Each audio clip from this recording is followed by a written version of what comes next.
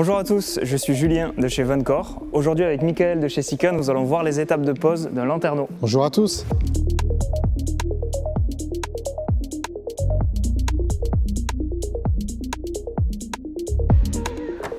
Sous cette partie haute, on a besoin d'un cadre, donc soit qu'on fabrique, soit qu'on achète, mais qui permet de gommer finalement les alvéoles et les courbes du toit. Et une fois que ça s'est posé, à l'intérieur du fourgon, il faut un cadre en tasseau qui permet de tenir en étau finalement la tôle et de prendre en sandwich la tôle et d'assurer la fixation. Et en dessous du lanterneau, une fois que tout ça c'est fixé, qu'on a habillé le van, on viendra mettre la partie inférieure qui comprend le volet, la moustiquaire et les options.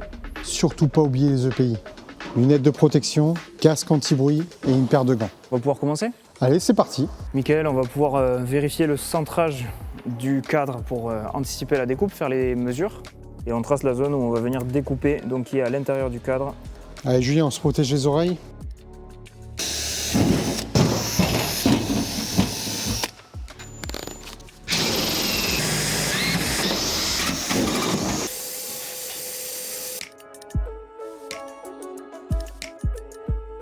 Allez, on protège bien du coup avec le scotch toilé pour éviter que la scie sauteuse nous écorche la peinture. Bon Julien, on va commencer à couper la partie la plus éloignée, d'accord? Ouais. Une fois qu'on aura fait déjà une première découpe, On ce va qui est bien, rescotcher. c'est de rescotcher pour éviter les vibrations. bien sûr. Hein. Et ensuite, on va continuer dans l'ordre. Pense à mettre le casque pour la scie sauteuse. Allez, c'est parti.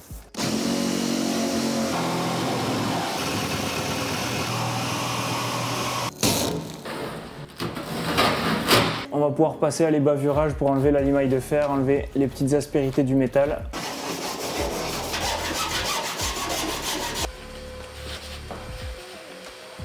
Bon, c'est le moment de vérité, on va voir si on a bien travaillé. Bah écoute Julien, ça me semble parfait.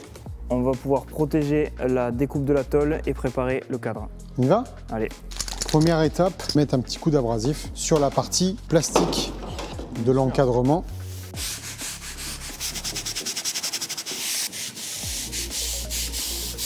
Allez, on va dégraisser, activateur 205, hein, donc avec des promoteurs d'adhérence. Donc ça permet de générer de l'adhésion et en même temps on va pouvoir dépoussiérer. Tu as bien vu, là on a fait de la découpe, il y a quand même pas mal de poussière. C'est important de faire attention à tout ça. allez. On y va? Donc là, tu mets avec un chiffon non pelucheux. Exactement. Tu vois, on le passe en une seule fois. Ouais, Pas pour pas besoin qu'il y ait de trop de l'essuyer. promoteurs d'adhérence parce que c'est contre-productif si on en met trop. Bon, on passe à la phase dégraissage de la carrosserie. Suite à la découpe, on a décontaminé, donc maintenant c'est parfait. Forcément, on a blessé la tôle, hein, donc du coup la peinture ne protège plus. Donc on va protéger de la corrosion grâce au Sika primaire 507. On va le mettre dans un petit pot afin de ne pas contaminer le contenant. Là, on imbibe bien notre tampon PCA. Tu vois bien, ça goûte pas en fait. Et l'intérêt du tampon PCA, c'est qu'en fait, ça fait un trait régulier et homogène en termes d'épaisseur. Exactement. Donc là, tu vois, on a passé le primaire il y a déjà quelques minutes, donc ça a commencé à sécher. On va pouvoir continuer à travailler avec notre tampon PCA. Donc là, on est sur une partie qui ne va pas se voir, mais qui va nous permettre de générer de l'adhésion. Là, c'est le cadre en bois qu'on viendra poser à l'intérieur et qui prendra en sandwich du coup le lanterneau avec la tôle. Et l'intérêt du 507 également, c'est qu'il vient refermer les pores du bois et du coup assurer un bon collage et surtout le préserver aussi de l'humidité, de la condensation qu'il peut y avoir sur la tôle.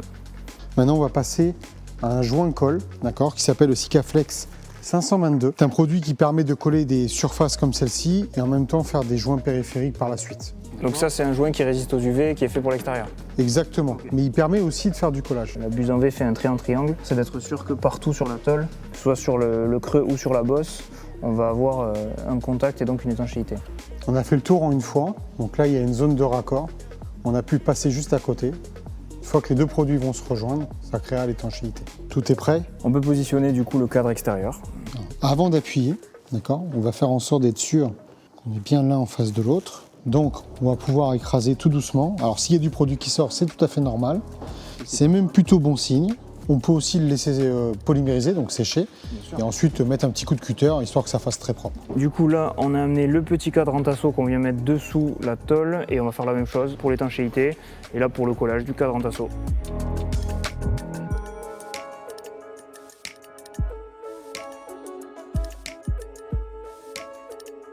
Je mets le serre-joint, histoire juste de maintenir. On va laisser sécher environ 1 heure, Ok, d'accord? Et après, on pourra attaquer l'encadrement. ok, parfait. Le produit polymérisé, ça tient bien. Sikaflex 522, produit anti-UV. Ça nous permet de nous assurer non seulement l'étanchéité, mais c'est surtout esthétique. On a appliqué le joint périphérique. Maintenant, on va le lisser grâce au Sika Agent Tooling N. Pas hésiter à en mettre abondamment. Julien, on refait comme tout à l'heure. On va passer tout simplement un petit coup d'activateur. On ne représente plus le produit. Idéalement, on essaye d'aller dans le même sens quand on fait du dégraissant. Ne jamais faire des allers-retours parce qu'on recontamine une zone. On vient dégraisser toute cette zone-là, toute la gorge en fait qui va recevoir le 831E, le joint butyl, donc le joint qui va être au cœur du lanterneau et qui est indispensable pour son étanchéité. C'est un joint qui va jamais sécher, qui va rester étanche à vie.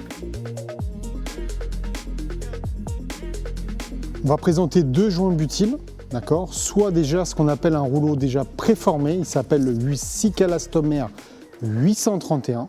Et maintenant, on a une nouveauté qui s'appelle le Sikalastomère 514. Je pense que pour cette application, on va partir avec le 831. Tout à fait. 831E qui permet d'être suffisamment large pour se mettre dans la gorge qui est ici et quand on écrase de prendre un peu plus de largeur et d'être étanche partout. L'avantage d'être en cylindre comme ça, c'est qu'il va pouvoir se positionner facilement et être en contact avec tous les supports.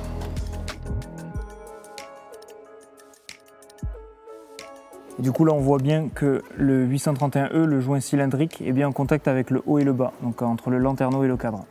Après on n'a plus qu'à venir faire le joint périphérique lissé de cette partie du lanterneau, du coup qui est entre le lanterneau et le cadre, pour avoir une étanchéité totale, puisque le 831E, le joint butyl qui est en cylindre qu'on a mis à l'intérieur du lanterneau, il n'est pas fait pour résister aux UV, aux hydrocarbures, au lessivage, etc.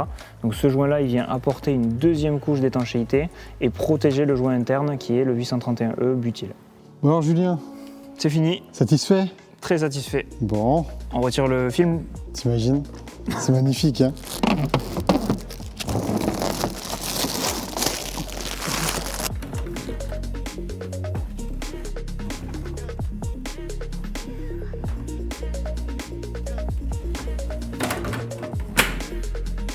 C'est la fin du tuto, n'hésitez pas à poser des questions dans les commentaires. À bientôt Mickaël.